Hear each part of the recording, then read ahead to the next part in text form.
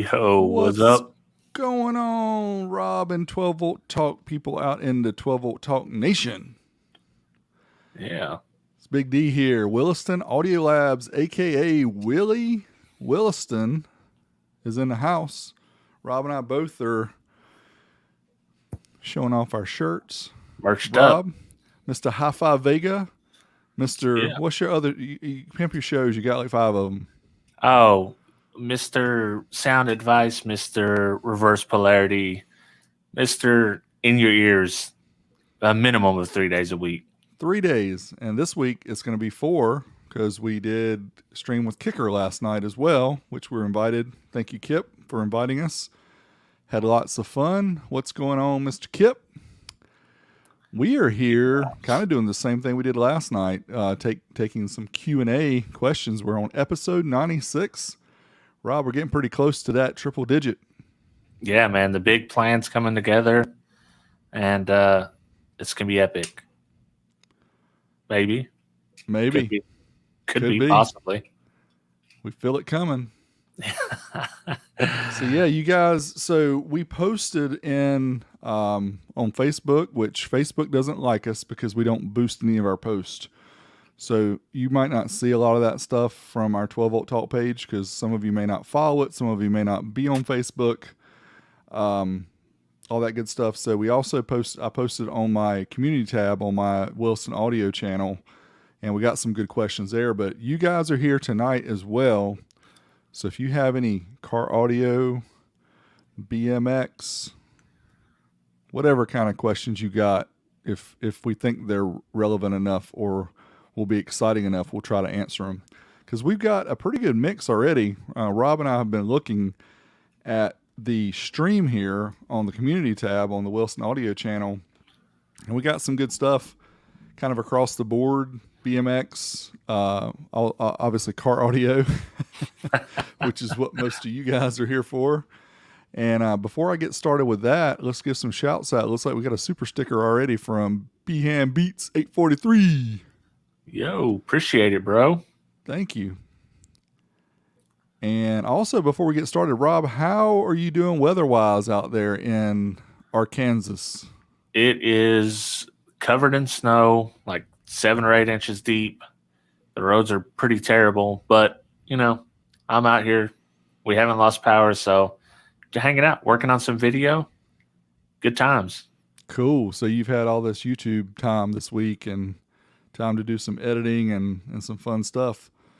So that's good. So everybody here is going to have some more content. That's always good times. Yeah. Well, again, we're on episode 96, so we're only 4 episodes away. How you like that math? From 100. So we're excited about that. But tonight we decided we're going to do some Q&As because we know you guys have some really good questions. And a lot of times, we can't get to all the questions in all of our videos because there's so many of them. And we try to answer as many as we can. If nothing else, put a little smiley face or whatever. So a lot of times people will ask questions that, we'd like to be able to answer in a forum like this, but we can't. So we're going to try to do that tonight. Now, I will say, if you ask a Dean question, and Rob knows what a Dean question is. Dean works all day, almost every day of the week on car audio systems as an installer, and he is the encyclopedia of anything that needs to be known about pretty much any car. If you're going to ask us a vehicle-specific question about how to do something on a specific car, you need to visit 5-Star Car Stereo and check out their stream, which they do like 10 of them a week too. Subscribe to their channel and visit one of their streams and ask your question. A lot of times they get to as many of those questions as they can. And Dean just, it's unbelievable the amount of car audio knowledge in the guy's head. Right. We'd love to answer those questions, but simply put, we don't know.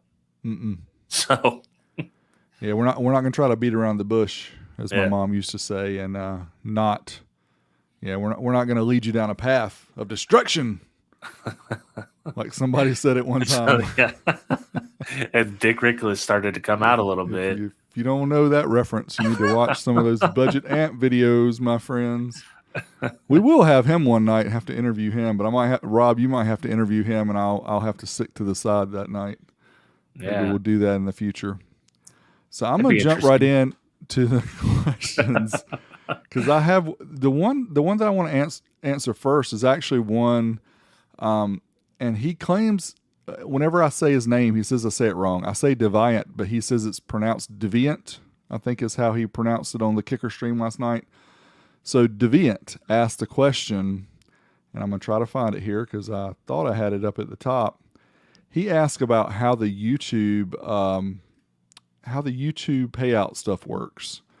So that's relevant to what we're doing here with the stream, obviously, because there is a way, through a lot of hard work that you can make some money on YouTube. So I'm going to give you a 20,000 foot view. And if you actually do a YouTube search about how much do I make on YouTube, there's a lot of people out there that make videos that will show you all the details of how much they make.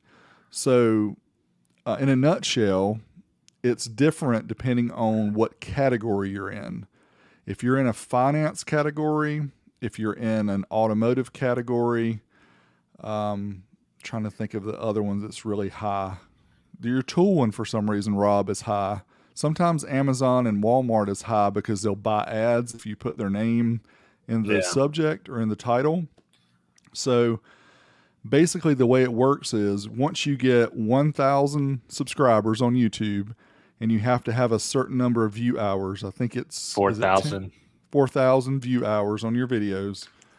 And that has to kind of stay consistent. So in other words, if you get to that point and you don't do much after that, then they kind of drop you off after a while, but you have to keep that view time up. So basically what they do is they'll share revenue with you as part of YouTube. And I'm sure you guys who are not subscribed to YouTube Red or Premium, whatever they call it now, see the ads that they place in within the videos.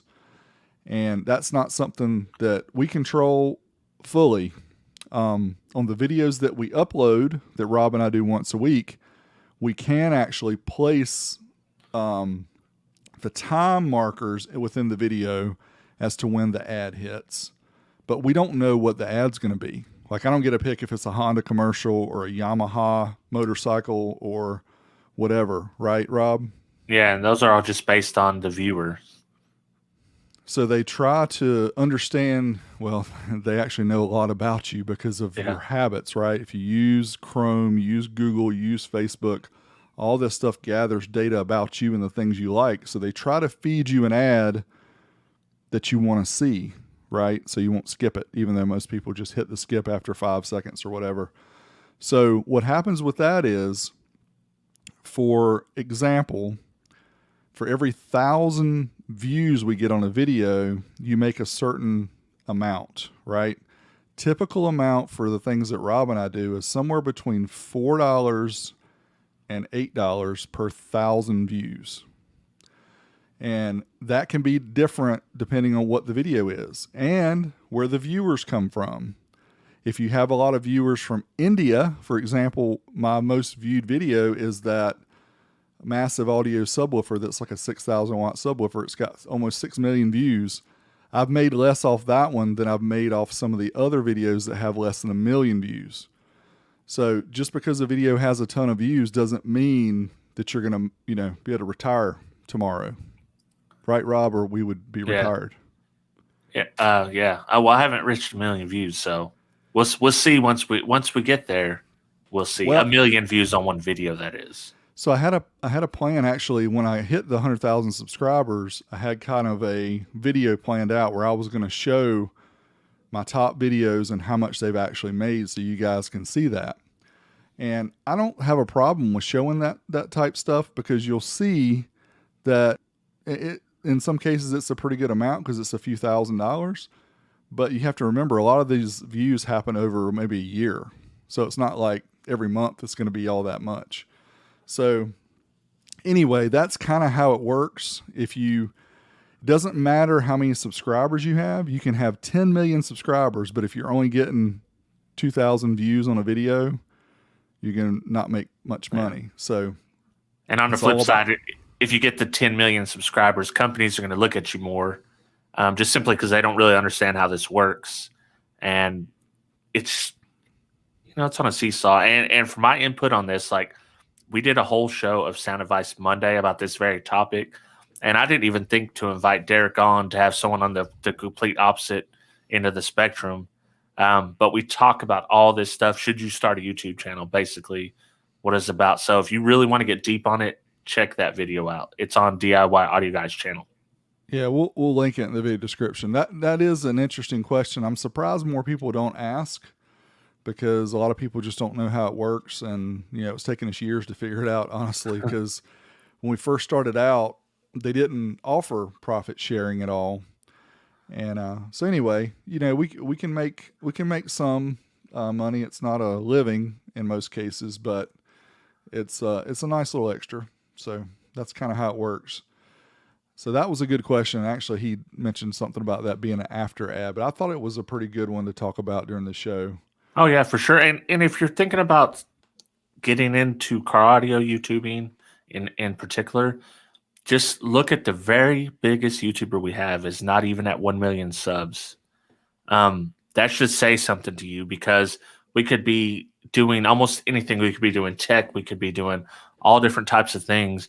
And our channel is relatively, but probably 10 times bigger than they are now. Yeah. Yeah. You have to think about this. You're within, a certain category. You're within tech, because they don't have a category for like electronics. So in our case, we're in automotive, I think is what some of us do it as, either automotive or tech. But once you get into that category, then, car audio is another subcategory, or audio, I'm sorry. So you go like tech, audio, car audio. And then in my case, when I used to be old school, do most videos with old school, I was even a more narrow market. So that's why I had to expand, the range of what I was doing. And that's why I've started a second channel, so I could expand it even more. So we're trying to use our skills and what we do here about creating videos and get them out to a broader audience while we're still doing stuff that we want to do. Right. Yes. Steve Mead, as far as I know, he's like over 800,000 subscribers now. He honestly, he should be the first one to make it to 1 million, because he's the original, as far as I know, that did videos. Right. And he's put in the time and the effort. And even now, with all the stuff he does with all his businesses and everything, he still uploads video on the, on the norm. So, yep. Yeah, EXO is catching up. I know Market Cardio Fabrication is over 500,000 now. But your boy's being a little humble, because he's in the top 10 of car audio YouTubers. Big D is in there. He's like number 6 in subs, I think. Number 7, because JP is also up there pretty good as well.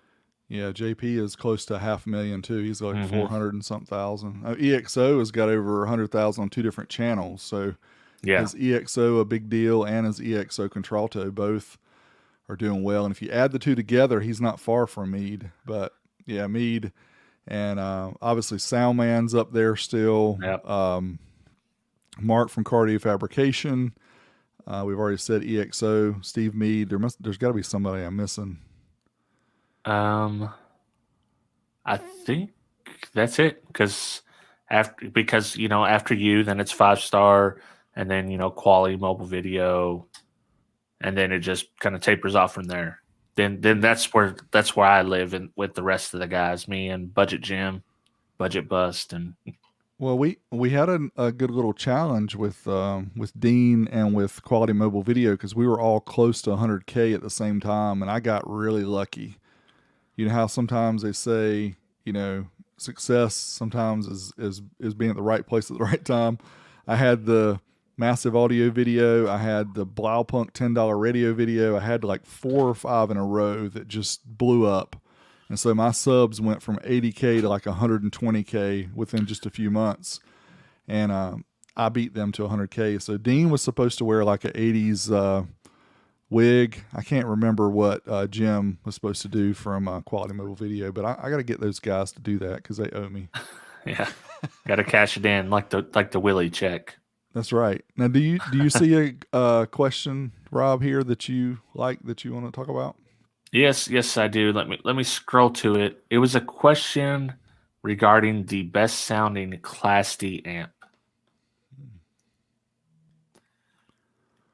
Did you see that on there? I did, and let me pull up my other note here, and I'll tell you who asked it. Yeah, let me see. Let's see. The question was, where did it go? Oh, I can't pronounce it. IMTIAL says, which Class D amplifier has the best fidelity? There's quite a few of them that, like personally, that I know sound pretty good. The kicker amps sound good. The Class D amps, the Rockford Fosgate. What's the one? Because not all theirs, most of theirs are AB for the mids and highs. But I know that they did make a Class D. What about the audio control? Yeah, audio The, control's good. JL yeah, audio sounds good. right. I honestly, I have, and Rob and I have talked about this for a while. I've considered purchasing an ABX type switcher. I know that Aaron at 80 Designs has one. He has one in his van. He has one. I'm not sure where else, but he's got a little clicker where he can switch between an AD amp and a different one, and I think he can switch between the speakers too. But yeah, I mean,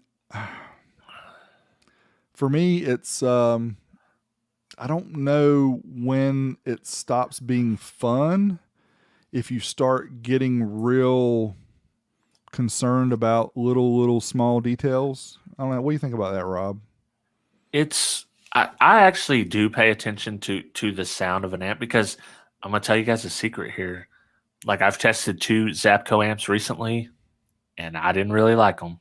I didn't think they sounded better than any average amp, and these are the ones you can look on my channel. I'm just gonna call them out. It's the Zapco C2K25 and the ST6S SQ. I thought both those sounded like a Zed Boss amp from the 90s. If that says Ooh, anything to you, shots fired. because that's on the par that I thought they were, and a lot of people have a lot of love for those, but that's just my experience. So I could be wrong or right, but if like there's a certain level of Class D that or sound quality in general that it's almost indistinguishable. They have different sound characteristics, but they don't sound bad. They just sound a little bit different. And then when you hear a bad amp, like, hey, this one has like a lot of noise, a lot of floor noise, and Yeah, what I do when I test an amp, obviously I put it on speakers if it's a full range amp, put it on a sub if it's a subwoofer amp, and I listen to, like Rob said, to see if I hear anything that sounds outside the ordinary. If it's more noisy than normal, I listen. I listen to the same tracks each time, so I try to make sure it's something I'm expecting. And you guys don't get the tracks that I normally listen to because we can't play those on YouTube. So I play the ones on YouTube that I can actually play on YouTube. So we only do that because if we don't put a demo on YouTube, people are going to be like, oh, you're doing an amp test, you're not letting us hear it. Well, we're letting you hear it through the compression of YouTube, through everything that goes on, which doesn't even relate to what really it sounds like in the room. But if we don't do it, we get yelled at. So we still do it, even though it's not really a good comparison. You can't compare one of my videos to another one and say, wow, that amp sounds better in this one than the other one. Well, it may be because your bandwidth is better on this day than it was the other day and you're getting a higher bit rate. yeah. So, yeah, that's what I'll say about it. I don't spend a lot of time getting into the roots of the sound quality because to me, there's a lot of subjectivity. If you had a bad day, maybe the amp will sound bad. If you see the brand name and just preconceived have a notion that it's not going to be good or it is going to be good, we call that psychoacoustics. Right. And I think there's a lot going on with that. I think there's a lot that this right here does that affects, these. Yeah. It's all, and the fact of the matter is, you don't really, a lot of the amps you test are not really sound quality focused anyway. So at that point, you're splitting hairs. But the ones you do, like you've recently done a bunch of 5-channel amps, and I'm sure you can tell a little bit of difference into it. And I think your eye, like just like I'm saying with these, when people complain about these Sony speakers, you're complaining because you know these speakers aren't top line speakers, right? But that's not what matters. What matters is I know these speakers. I know what they're supposed to sound like on whatever tracks I play on them. I've had them at this point for almost 20 years now. And I've tested so many amps on this. I know how it is supposed to sound, how it isn't.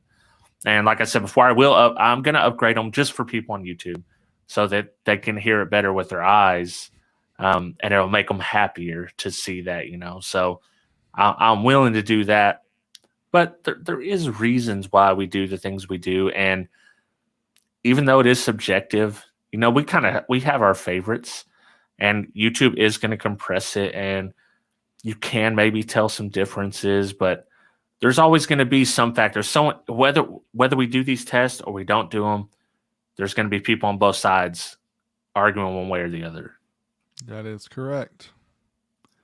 Yeah, so it's a can't win situation. Right. Never can. Little. Oh, yes. Thank you. Appreciate you catching a live one. Slapping us a $5. Thank you, sir or ma'am. We appreciate that greatly. All right. Let's see here. Here's a good one. Okay. Can we expand on the cheap amps discussion? Like why they compound subs just as hard as 1500 Korean boards? Well, the thing is, like the people that are here, I totally agree with them on this argument. So there's a big contingent of people that are SPL guys that are talking about, oh, well, this amp's better than this amp because it sounds better. But like, if your music is over 140 decibels, I don't think you're actually listening to music at this point. So you're feeling it. Yeah. What's it matter? Like I would say, like if it could play a little lower, some say that the Korean boards can play lower better. Now that I get, but I see a lot of arguments for sound quality on 150 dB plus systems. Yeah, it depends on what you listen to. If you're listening to rebased music, if you're listening to bass only music, that the ones that start off with a few lyrics and all the rest of it's boom, boom, boom. It's going to flex the subwoofers, and I mean, some of them are going to have better control over the subs than others, so there is going to be some difference there. But I'm like Rob, it's just, I'm not sure that the market that's looking for the most amount of SPL or the most amount of bass is really caring that much about speaker control and all the other things that are involved with a more expensive amp. They just want to get the cheapest one they can get that provides the most amount of power and gives them the most output. Yeah, I mean, just be honest with yourself. You're putting 150, 160 decibels in there. You just want it loud and clear, basically. You don't want actual sound quality. What actual sound quality is, if you're doing an actual sound quality competition, you just want it loud and clear. That's right. Looks like Ed is in the chat too. We're gonna have to get Ed back on.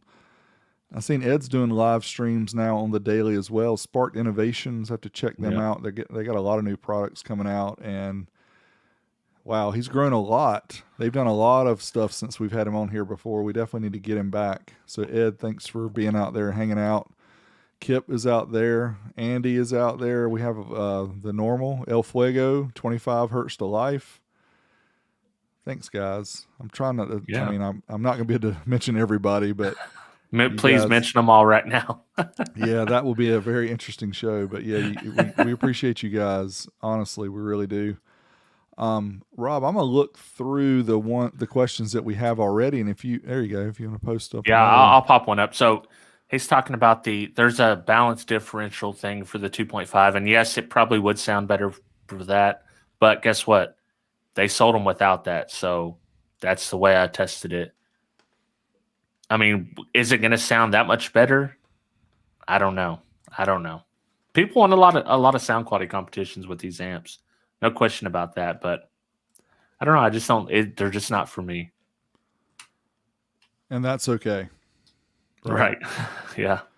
All right. So before I answer this question, I've got to share my screen because it doesn't make as much sense if I don't share my screen. So let me share it real quick. Let's see it. So you guys have probably seen my little posting here of my car audio for dummies and me, reading it with some intensity, I guess we'll say. So the irony here, and I mentioned this before, is this book actually has got a lot of really good information in it that a lot of you guys would learn stuff by reading this. You can pick on it all you want. But we had a great question that came in that said, do they have a how to stop buying car audio for dummies book?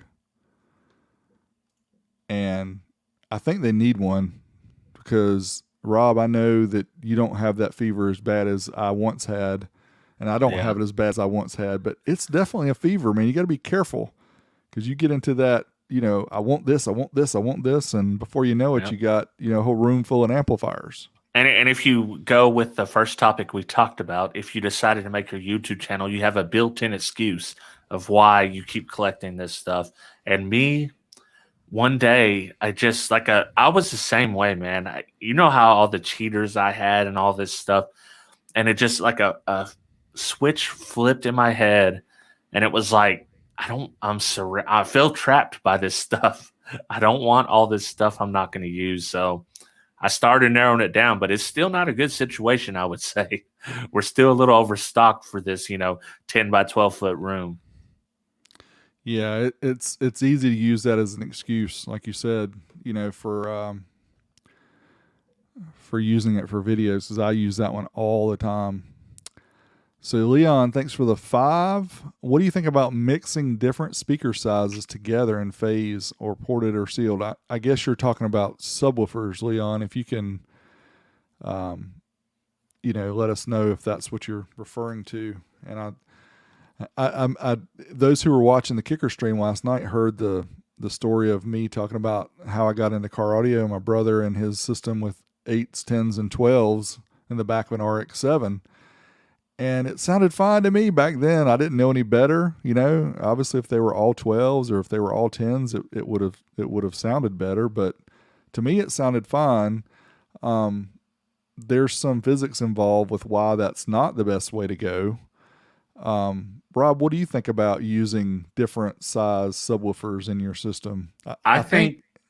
Go ahead. I'll talk after you.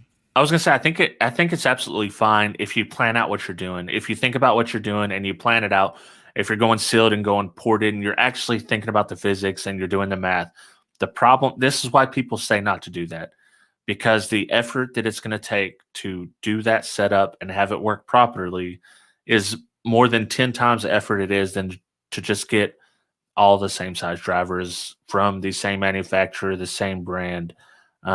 Especially when you're talking about subwoofers, because you don't want a set of ported 12s and then a set of sealed 10s in there. It's going to sound good, but they're going to cancel out. There's cancellation in that.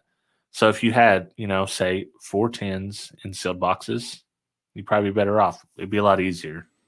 I think, the way some people have gotten by with that before, and I used to think the ultimate setup would be like 2 8s and a 15, because my thoughts were the 2 8s would handle that real punchy, kind of higher bass. And what you could honestly do is run those from, say, 50 hertz up to like 100 or 80 hertz, and then do the 15 below that. I never really tried that, and I saw people that actually mixed 8 8s and a 15 and all, running the low pass to it.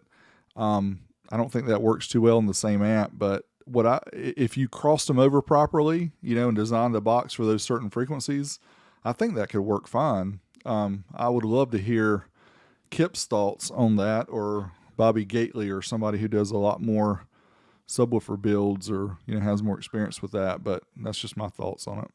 Right. Well, I mean, if you're using a crossover and you're that specific with it, you're going to be 100% fine, because you're getting sections of frequencies that each driver's handling. So I think that if you're going to do it, that's the way to do it.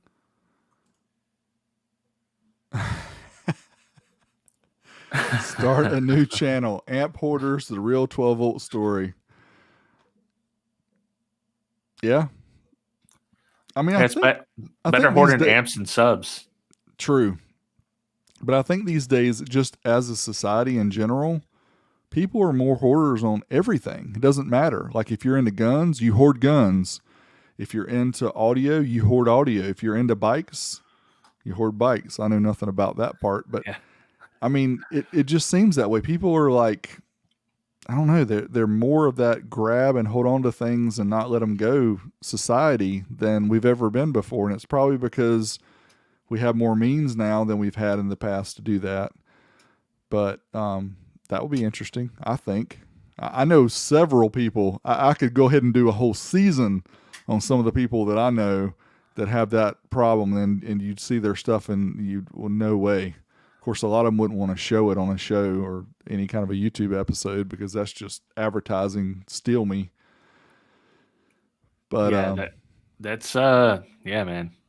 I definitely I don't want to get into the hoarding, but it's easy. It's easy to slip into. it is. It is definitely a trap. You got to watch out. Don't get trapped. Let's see here. I'll see if I can find another one. Eh, that one's kind of good. So, and this one's kind of answered last night. David J1 says, "Hi guys, love the show. Is it safe to drive a component speaker set rated 60 watts RMS with an RF T1000 X5 AD rated 100 by 4, passive not active?"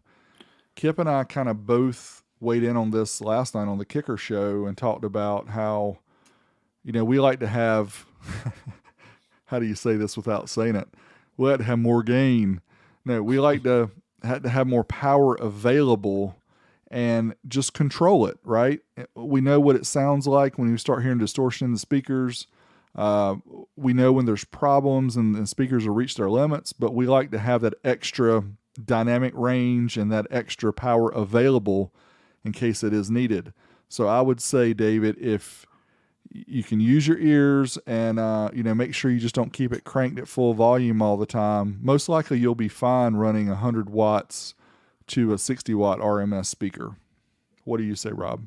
Yeah, you can. I mean, it's all a matter of what your self control is with that 60-watt speaker. If you're really jamming it, what I would suggest is the DIY audio guy. He's done a video on how to set your gain with a multimeter, and you can't set up to clipping with a multimeter. You can, but it's complicated. But you can set to 60 watts, so you can set your gain to precisely 60 watts. So I check that out if you're worried about maybe being a little crazy with it. But yeah, you're fine. You guys are popping in the questions. I mean, we got so many here that are really good. I'm just going through them real quick to pick out some. We had some more that we had saved too, and there's one more that I'm gonna pick from the list here, Rob, that we've saved. All right. We'll pull some from the stream here.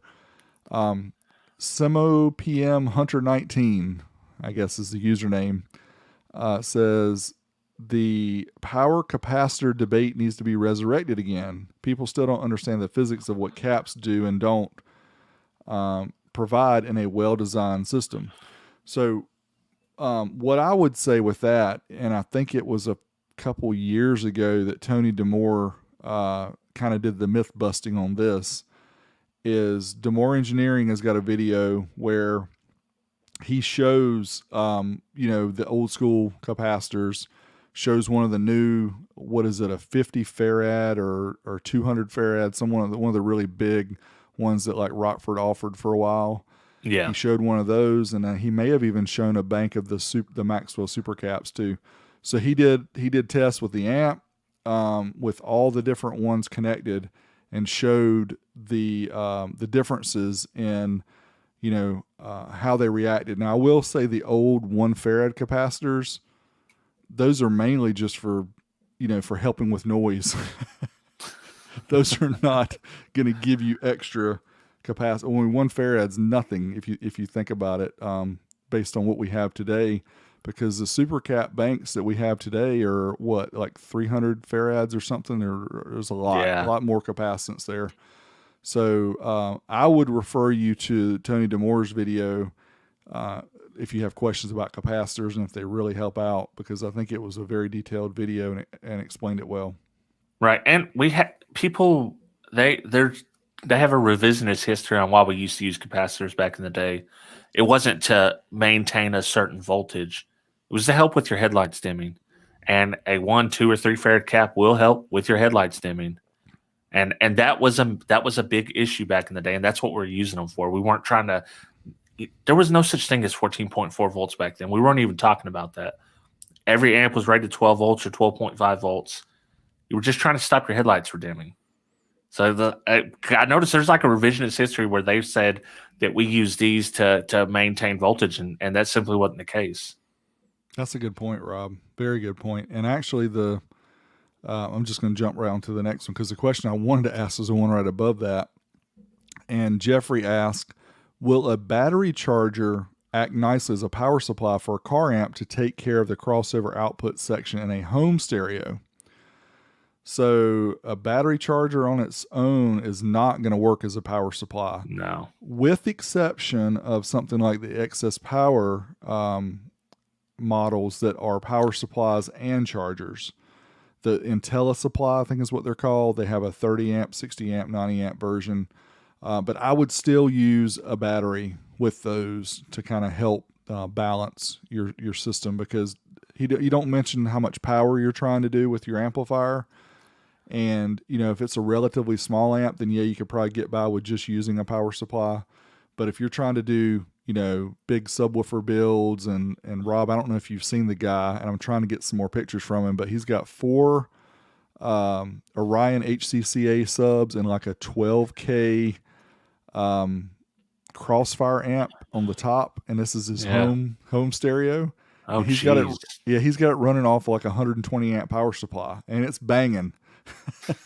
But if you're trying to do a 12K amp, obviously you're going to need some more than that. But if you're doing a relatively small amplifier, you should be okay with using a 50 to 100 amp power supply. You should be okay. So you can, but just make sure you don't just use a battery charger that you get Harbor Freight, that charges at 2.4 amps or whatever. You need the battery in line with it if you're going to do it. So, right. And it will work like that, but those make a lot of noise. I've got a battery charger I use quite often for my battery bank, and when that thing starts spooling up, that little fan, it's loud. It can be loud. Here, Dereck, now you can explain once and for all what clean D on the DM4 amps is. Tony explained it really well, so I'm just going to reiterate what he said.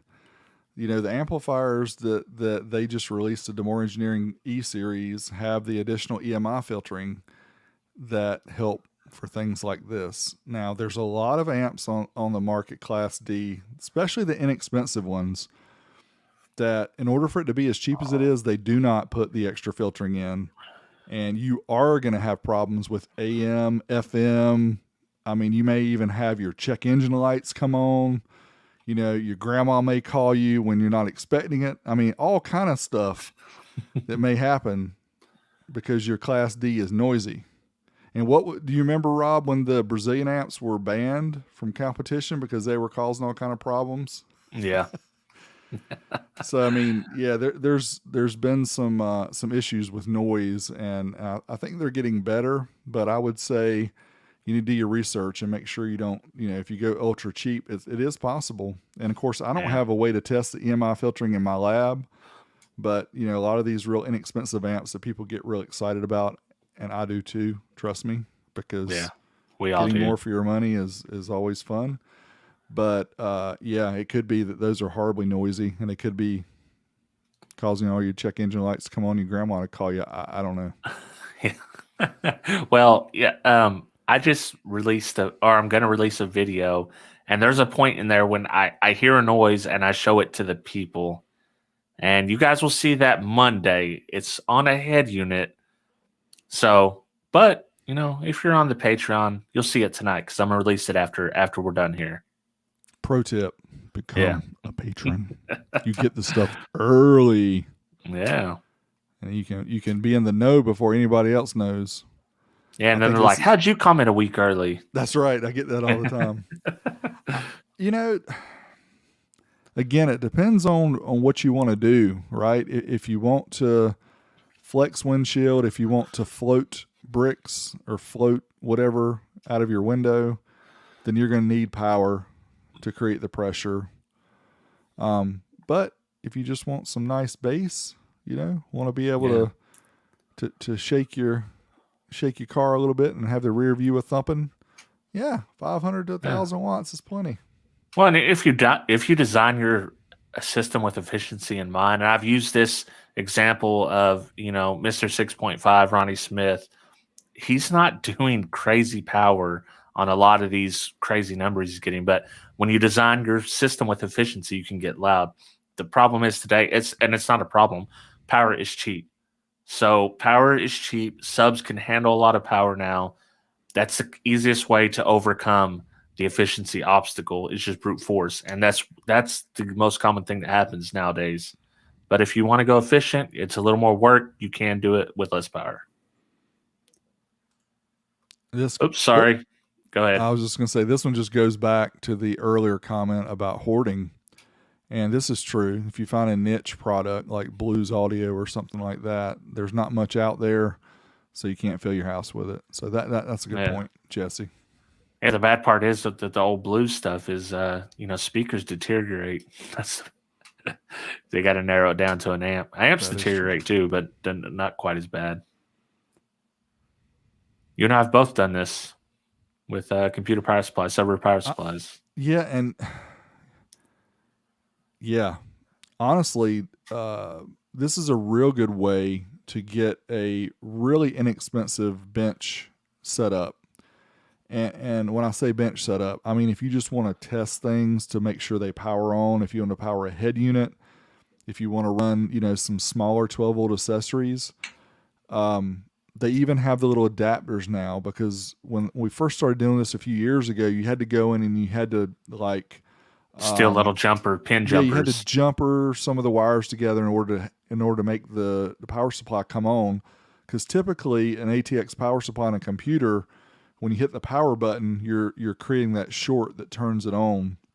So you had to rewire it. But now they have these modules that you can plug the harness in from the ATX power supply into the module, and then you get the 12-volt individual outputs, and you get the ground outputs, and you get 5 volts if you want to do like USB or whatever. Super cool. I've actually looked into getting one of these, and I think I'll do that in a future video. Just for somebody who wants to do a really easy bench power supply. That's awesome. That will work, and you can do that. What I would say is if you're planning on doing that and want to run like an amplifier in your garage or something, I would look for the ones that have a large 12-volt rail. So the ones that have 30 amps or more. I know some of the beefier power supplies have like a 50-volt 50 amp 12-volt rail. But the other thing to remember is you're going to get 12 volts. This is not going to be 14.4. You're going to have to consider that and whatever kind of power you think you can get. Yeah. Now, if you dive into it very deep, because if you look at the RC guys who do the charging of the LiPo batteries and stuff, they found ways to hack certain power supplies, put in a potentiometer with some resistors, and you can actually turn up the voltage. And I've done this on a power supply before too, and it works. So you can do that, but you have to get a specific model and all this other stuff. And if you're that geeky, do the research and you can do it. But I would say if you want an easy route, just buy one of these adapters off of Amazon or eBay that connects to your ATX power supply. But make sure you get one that has a 20 amp or 25 amp per socket, because some of them only say they'll do like 3 or 5 amps per socket. And that's not going to work well for 12 volt if you want to do something a little bit more powerful. Right. And if you're not testing amps like on an amp dyno, you don't need 14 volts. You just need 12 volts to make it play. 12 volt will work. I mean, it powers it up, and it'll you can use an amplifier and have you a head unit and just have you a real neat little car stereo-esque setup without a battery. Right. The Micro Toro amp that does 800. I I'm gonna be honest. I never even knew Toro existed until Dereck tested one of their amps. So no, Well, I haven't. it's funny. Rob sometimes gets to me. He's like, dude, where did you hear of Top Strong Gear? Or where did you hear of Woody? Or where did you hear this?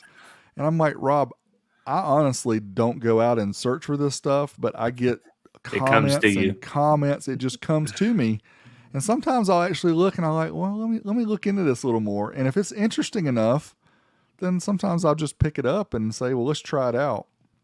But it's never that I'm searching, for this stuff. Now, I will say that we tend to like to make videos also that people are interested in finding out more information about. So I used to do a segment where I go to Amazon and look at the top selling car audio amplifiers, and I'd pick some of those and test them. Like, the Boss 1500 watt one was the biggest selling one for a long time.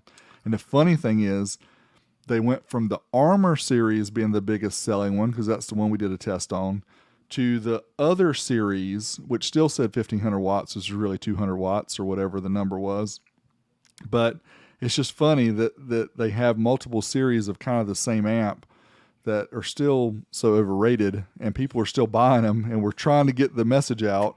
It's nothing personal about any of the manufacturers, although it kind of is, because if you're misleading people, that's the problem that I have. And that's the reason I started testing all this stuff, is to show people what you're really getting here. You're not getting 1500 watts, you're getting 200. And honestly, for a lot of people, 200 watts is fine. And that's why you see so many 5-star reviews, because they think that it's 1500, it's really 2, but it's enough, and they're happy with the bass. Then ignorance is bliss. The coldest part is you can show them the results. They don't care. They don't care. They're still going to buy it because it says 1500 watts, and and they can brag to their friends that open the trunk and say, look, 1500 watts. Do it, jump though. Dude, we're too big to be ramping Walmart bikes. I would break any of those high tensile steel bikes. I can guarantee you that. Yeah. I mean, we talked about a different segment called Do It Wheelie Dough, and I think that's what I'm going to do for the bike test, but that'll be the test. What's Dean referring to right now? I don't know. We must have missed it. Yeah, we missed it. We're not up in chat like we should be. Was that Huey Lewis reference? It could be. It could be. The man who never sleeps cruised in. That's right. Dean, aren't you supposed to be editing? That's what he's doing right now. He half listens and edits. I guarantee you. All right. So shout Deviant. Did I say it right? Tell me I said it right. I answered your question about YouTube already, and he has a bearded dragon. He wants us to shout out the beardy. Said he needs like a super extra small t-shirt so it'll fit his bearded dragon. Sometimes you just have to go there. He says, no, I didn't say it right. I said Deviant before, and you said that was wrong, so I don't know how to say it. You're going to have to spell it out like in... It's spelled, this is how it's spelled, deviant. Deviant. Okay. Yeah, that's how it's spelled, but I don't know, everyone kind of... Deviant, is that it? Yeah. Deviant. That's what the Seth put. Yeah. He had to break it down for his Barney style, Yeah, well, sometimes you have to do that for us big dummies. Yeah. I mean, it's fine. Just got done running, and this guy's down here in 70 and 80 degree weather. I can't even look at him tomorrow. I can't even. He's struggling. It was funny tonight because Rob sent me a message at like an hour before we're getting ready to start, and he's like, "I got some, a few questions and some other topics," and I'm like, "Oh man, I haven't even sent out the link yet." So when we do these live shows, we have to create, and I usually create a thumbnail too, even though they're kind of the same with just different text in them. But I create the thumbnail, and then I'd create the show on StreamYard, and it creates the link on YouTube. I was just slacking today, not on purpose, because we're trying to make sure we got some content for you guys. And I was testing stuff over here, and I was like, whoa, I haven't ate dinner yet, and the live stream, so I had to hurry up and get dinner made, and do everything. It comes quick, especially when you're doing it every day. Hip to be kit. It is hip to be kit. Here's another one, and Rob, you can look for the ones there. I'll just read this one off of my list. All right. How about some budget-minded amp ideas for the old school challenge? I've seen a Rockford 2600X and a Punch 150. Not trying to win, just trying to have some fun. That's Greg Blau 8 mentioned that. That's a good question. Yeah, that is a good question because I think we know by now probably what the most powerful amps would be for the challenge. Yeah. Or the most cheater, I should say.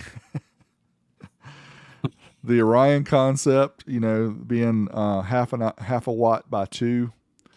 It's hard to beat that one. That's really like 800 or 900 watts. That one's tough to beat. The US Amps VLX series, I know the VLX 25, I have the test of that one on my channel, and it did, I think, almost 600 watts at like 1 ohm bridged. So the kicker, since Kip is here too, the XS50, and Rob knows this from experience. That one put a whooping on his 225 HCCA, right? Yeah, that one's a beast. That one is like 800 watts, something like that. And the another one that killed me, the MTX 225 HO. That's almost 1,000 watts. Yeah, that amp is strong too. So if you guys don't know what we're talking about, then you didn't watch the show a few weeks ago. We talked about the old school SPL challenge, where we're setting up classes based on how they used to do them in the 90s, where you have a 0 to 50, 51 to 100, 101 to 250, 251 to 500, and then kind of unlimited class. And what we're trying to do is, figure out how much SPL people can get using these amps from 2005 and older. And it's just fun to see what people come up with. And of course, some people have got SPL vehicles and they just unhook everything and then hook up one of these amps and they can still get crazy numbers. Or a head unit, a Clarion head unit. Or a Clarion head unit. Yeah. That was insane. But it's all for fun. Just trying to resurrect some of these old amps that people have, stuck on their walls, and it's just for fun. And I would suggest, like, if you're looking for something cheap, the dudes selling on Marketplace that are like, I know what I got, don't lowball me, and it's just an absolutely roached out amp. You can find those super cheap because they look like crap. And what's it matter? You're probably going to blow it anyways, wiring it down to the dirt. So pick up those amps that people abuse the crap out of and run those. This ain't no beauty show. Right. This is a SPL. We're looking at numbers. We're not looking at what the amp looks like. Don't pull your Mint concept amps off the wall like Craig and then smoke a couple of them just to beat the Americans. Yeah, he did. He did. He embarrassed us. Yeah. Craig, in a cheater kind of way. Matt Stark was our best bet at winning the whole thing, and he took him down. Yeah, Matt said he's going to let everybody else post their numbers first, and he'll post his, I think. All right, let's see what else we got here. The Kicker ZR240. I mean, that one. Yeah. That one is crazy powerful for what it is. I think it's only rated. Is it 40 by 2? I think it's 40 I want to watts say, by 2. Yeah, I think it is because it's 160 watts bridge at 4 ohms. Yeah, so, and that one, that was one of the first amps I tested on my amp dyno when I got my amp dyno. So if you go way back to 2012 or 2013 when I first got it, or just do a search on my channel for Kicker Amp Dyno, the ZR240 is one of the first ones I tested. And so that might actually be 240 watts. Okay, 60 by 2. Yeah. Okay, so that's going to put you into the 101 to 250 class. But I'm going to tell you a secret about specifically these old Kicker, Rockford Fosgate, and MTX amps. Wire those things to the dirt. They will take it for short periods of time. They're old. You might blow them, but if it's just make sure it's an old crusty one, an old roached out one. Wire it to the dirt. This message is not approved from 12 Volt Talk Incorporated LLC or whatever else you want to say that Rob just said. Do it at your own risk, friends. Okay, Yeah. sorry, that was the legal disclaimer. There will be a T-shirt for the first person that blows the ramp during the challenge. And remember, it starts March 1st, so you got a little bit of time to pick up your gear and get ready for this. So if you want to get your own T-shirt that says "I blew my amp" on the 12V Talk or the old school SPL challenge. Now, Rob, have you are you like me and occasionally just search on eBay, like go to car amplifiers and just start searching for the most recently posted and just scroll through and hit next channel, scroll through and hit next page, scroll through next page? I used to be. I don't do it anymore. That's like that's Star Wars. Like it's a trap. It is a trap. Well, I haven't done it in a while. I've been good. Yeah. I took my pills and I stayed off of it, but I did it today as I was eating dinner, and I went to 13 pages, and I think I have mine set that shows 200 per page. Dude, I was blown away with the junk that is shown on there. And when I say junk, I mean the old stuff that people were posting, it just looks beat up, and the prices were so high, and I'm like, what am I in a Twilight Zone here? And then of course, you've got some of the people that repost Macintosh every day. I don't know how eBay lets them do this, but they like relist it every day, and they still list everything at 3 times what it's really worth. And I'm like, I don't understand why this person reposts the same, 25 amps that he has for sale every day. But anyway, I'll get off my soapbox. I didn't see anything good when I was doing that search for the SPL challenge. That's kind of what I was getting to. But what I would say is, if you're a night owl, the weekends, late at night, or if you get up early in the morning, if you're on the East Coast, because you can find the stuff that people post on the West Coast late at night, that's when your best bet is to find the real deals for the old school amps. So that's just a little. As a recovering hoarder, I will say the reason why he does that is because you want to get them new, because sometimes the people post them a little cheap that way, and you can score them cheap that way. And also, you also want to do ending soonest, because sometimes you can snipe one. People forget. Yeah. Like I did it a few times where I used to bid, and I got so mad because I'd always lose, or either I pay too much for it. I just said, forget that. If I can't do a buy it now, or they don't have a best offer and won't take it, I'm not going to play that game, because Mike Schultz, sorry, called him out. Rockford Fosgate. Yeah. Actually, thank you, Mike. Thank you. I'll say this before and I'll say it again. You broke my addiction to Rockford Fosgate old school amps buying on eBay, because you would pay insane amounts of money and I would not go anywhere near that. So I got so frustrated, I just stopped. So thank you. I owe it to you for breaking that addiction. Yeah.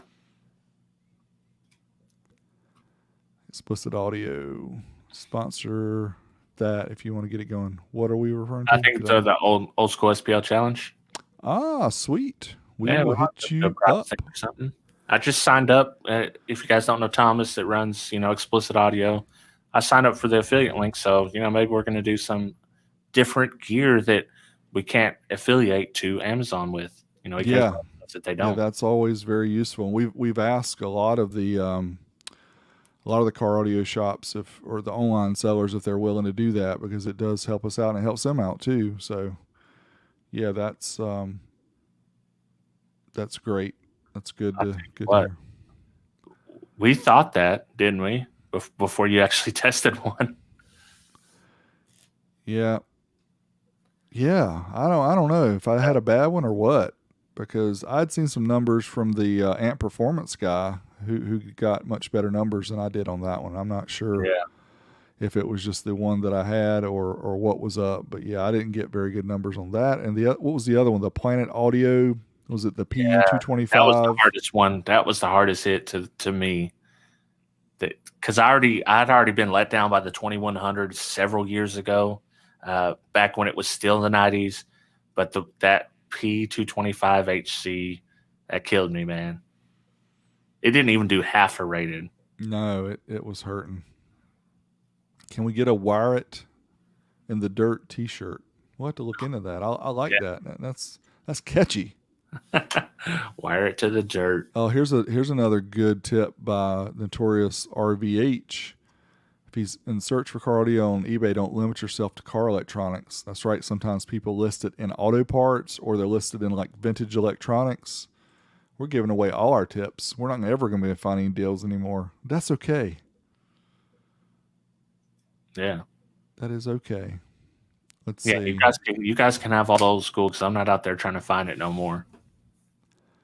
Is it standard now to have the crossover in a head unit controlling the internal amp as well as the pre-outs? I would say so, in my experience. I never set the gain or the crossover at the amp anymore. I always do it through the head unit. So that begs the question to what Kip brought forward about the way some of the preamp outputs are working in some of the newer head units. Is they're not truly preamp. They're truly the speaker outputs that have been resisted down, keep the resistance away. That's why it costs so much to get a true 4-volt preamp out head unit. Yeah, so that's most likely why when you're doing the crossover and it's actually doing both, it's because those are the head units that work the same way. They're not true preamp outputs. They're just toned down speaker level outputs. And that would also explain the voltage ramping right at the end, I think. That's true. I need to get a hold of an old unit just so I can test this. El Fuego slapping us a tenner. Thanks, looking forward to episode 100. Yes, thank you. Thank you guys for showing up every week. You are here like every week. And always supporting us. We think that. Yeah. New cheat radio suck. Yeah. Well, again, we talk about the show we did last night, but we did have a good discussion last night as well about, why there's not that many head units anymore. Because most of the new cars they come with, the whole entertainment package right there in front of you. So you can't just pull it out because you won't have air conditioning. You won't be able to crank your car in some cases because your little button won't work anymore. So, yeah, it's interesting you say that, Dean. I think I'm going to make a prediction. Now, this is not one of those 5-year or 10-year things like we did a previous show, but I would venture to say that the number of head units that are going to be coming out in the near future, are going to be very few and far between. I do want one thing to be noted. Dean did say 720p is fine on car audio head unit screens. So we have to take everything he says with a large grain of salt. Because 720p is never fine. 720p is never fine. Unless it's on a live stream. And that's what or unless it's on a 4-inch screen. Right. If you're a 7-inch screen, you got to have 1080p. Yeah, man. If you're a 14-inch screen, you got to have 4K. But we won't have to get into all that. Let's see here. Living out with Andy. Anybody needs meter access? I have one. Yeah, that's a sorry. Yeah, swallowed a frog. We have a bunch of people actually on the list, and I think the third era is going to update it. Matt Start, but we have people in certain areas that are going to be able to meter you for this old school SPL challenge. That's how we done it last year. I think Jesse's going to float his meter around. Once I get my testing done, I'm going to float my meter around, and hopefully we can, just do the buddy system where we mail it one person to the other. And it made it back to Jesse last year, so we got a good group. Good group. Yeah, and also we had SPL Lab hit us up. Oh, right, that's true. And they're actually giving us a discount on some of their meters, so that's going to help us out too. So again, we'll put it in the link of the video description over to the Facebook group, and you can find more information about that. But they're giving us like a group buy discount. Right. That's awesome. Kip, and if thank you you for other things, and this is the time to get it. Yep. Yeah, we haven't done a whole lot of active searching for promoters for the 12-volt or for the old school SPL challenge, but we do appreciate everybody who stepped up and agreed to help out with that. Yeah, especially the three guys, because literally this year I've been almost completely hands off, and they've been handling everything even before the show starts, so that competition starts. I appreciate, Matt, Jesse, and our dude, the third era. 100%. Copper Jesse. Yeah. Keep dreaming on that one, 2001. Yeah. So I am still doing old amps. I'm still not really taking those being sent to me because I have a few dozen here that I want to test myself.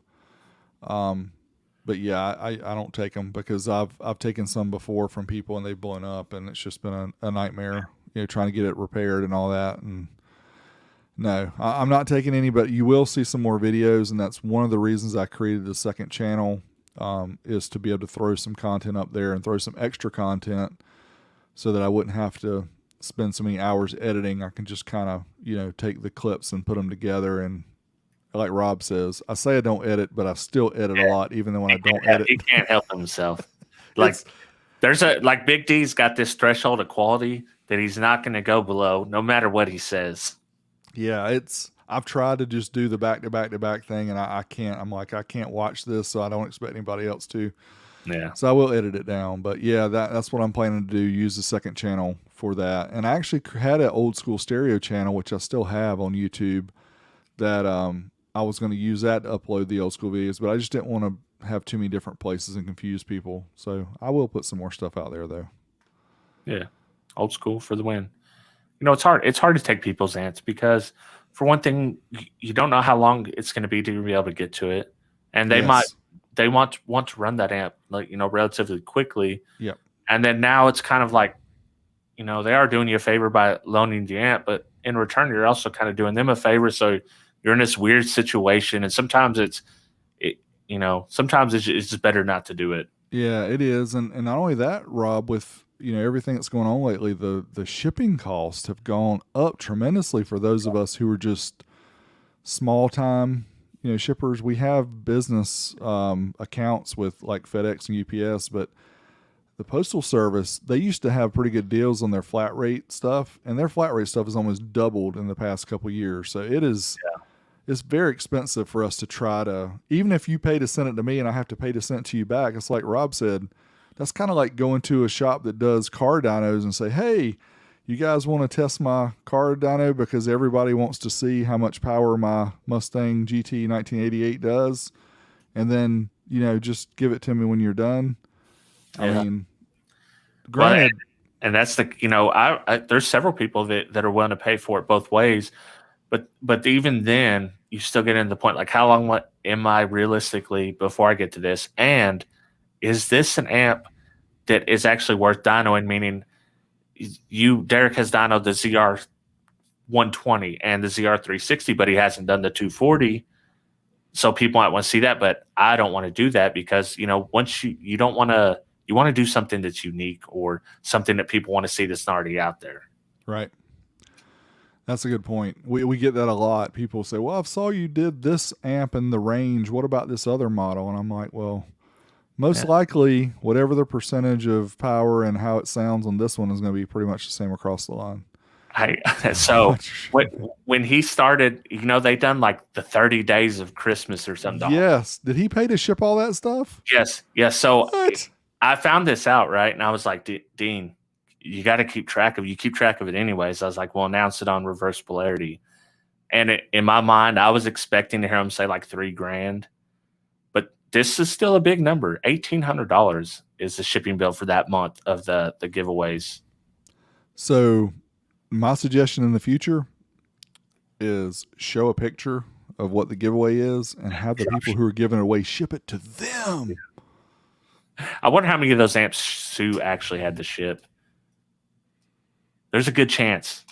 Dean was like, there's a good chance. Well, while you're out, can you drop this off at the post office at FedEx? Wow, that's insane. That's a lot of money. All right, what did I miss here? There's some heavy commenting going on. Uh-oh. Yeah, and related to the to the shipping, of course, ever since COVID, we've all learned even that the 2 day priority mail is now a week if you're lucky priority mail. So prices have gone up, service has gone down, because demand is just there. I mean, you think about it. How many more people now are not going to the stores and just shopping online and buying everything there? So it's got to be delivered to you somehow. So Yeah. it's just being flooded. COVID's changed all this stuff for good, I think. Like, I did not know how much I like just going to a restaurant and getting it to go and eating it back in my house and not actually having to sit in a restaurant. Like, I don't want to sit in a restaurant no more. I'd rather just pick it up and come back home. I was laughing at Deviant's comment talking about how you cringe every time I say it wrong. You cringe a lot. Oh, don't worry. I say so many things wrong. So many things. My eyes are 360p, so anything above that is overkill. Yeah. Dude, I'm telling you, when you hit a certain age in your 40s, I was warned that my vision would start going away. Dude, I've hit like a plateau and mine has just dropped. I used to have razor sharp vision. And when I hold my phone up now, if I put on my little reading glasses that I get from Walmart, I'm like, dude, I look at that screen on the phone, I'm like, wow, is that crystal clear? You don't realize how we got a guy at work. I can read his text from 10 feet away. That's how big he's enlarged the text. That's big. Yeah. It's frustrating to me because I never had an issue reading any label or anything like that. And here recently I look at it and I'm like, God, I can't read that. And yeah, it's just literally within the last year, it's just going. It's hitting me too. My wife puts her phone right in my face, like, here, read this. I'm like, whoa, let me just distance. Let me do the old, let me step back kind of thing. Yeah. Let's see here. What did we miss? Yeah, we need to get Soundman on the show. I need to hit Doug up and get him on here for sure. Yeah. His recent videos, I haven't seen the most recent one, but I saw the thumbnail. Of course, he's building the bass van, and what's really ironic and what people think they expect. Like if you think about a show like Overhauling or any of those shows that come on regular TV or even Motor Trend now, you see a 20-minute or 40-minute or sometimes an hour show, and they start like, with dust on the ground. And at the end, they've got this, perfect looking car, with paint and with all this stuff. And it's like, that's like 6 months and working on it every day kind of thing. So I think a lot of people get frustrated when they watch Doug and see, well, it's taking him forever to build this vehicle. It's because he's showing you the whole process of what it takes to do it and not not doing the zip through of like 1 day per shot, kind of like they do, to show how things go. And plus they have a lot more people working on them and everything like that. Plus he needs at least like 5 minutes in each video to roast somebody. Yeah, he's been roasting pretty hard. Yeah. That guy is a fool.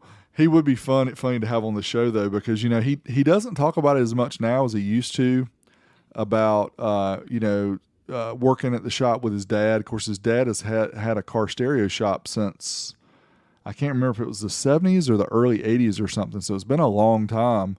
So I'm sure Doug has got a lot of I know he has a lot of experience, but it would just be fun to hear his experience of growing up in it as a kid, getting in it after he got out of school, to see how everything transitioned in the 90s to the 2000s to, him kind of getting out of the store, because they actually ran a store for a while and had installers and they were making funny videos, and it was all a good time. I loved all those videos, but now he's doing builds, he's doing the iPad Dash kits. Yeah. Doing merch, all kind of stuff like that. So it just shows how you have to modify. We talk about it a lot, that some people are stuck in the 90s with, with how they reach a customer with their product. Because what happened in the 90s was good in the 90s, but we're in 2020 here, so you have to modify, your present, not only your presentation, but how you sell your product to the end users. And I don't know how to go down that road that I wanted to start going down without pissing a lot of people off, so I'm not going to go down that road. So I'll stop. There you go. Yeah. Deviant. Yeah, that's a small shirt. Maybe we can get somebody to knit you one. Yeah. Well, it'd be like one of those shirts that my wife makes for our little chihuahua out of a sleeve. There you go.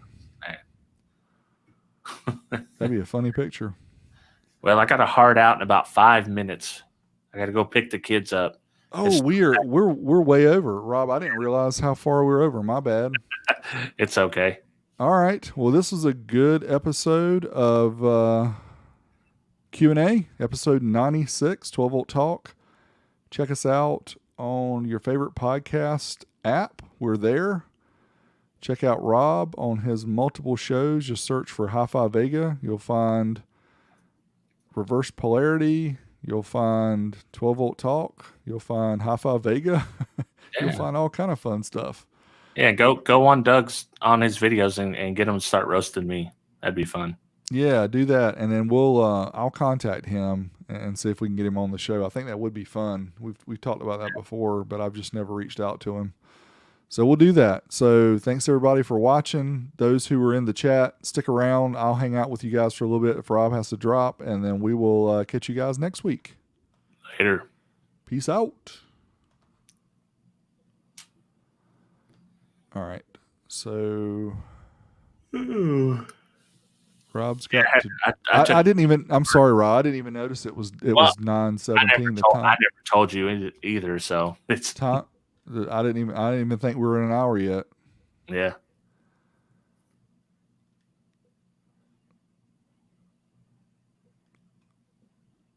Let's see here.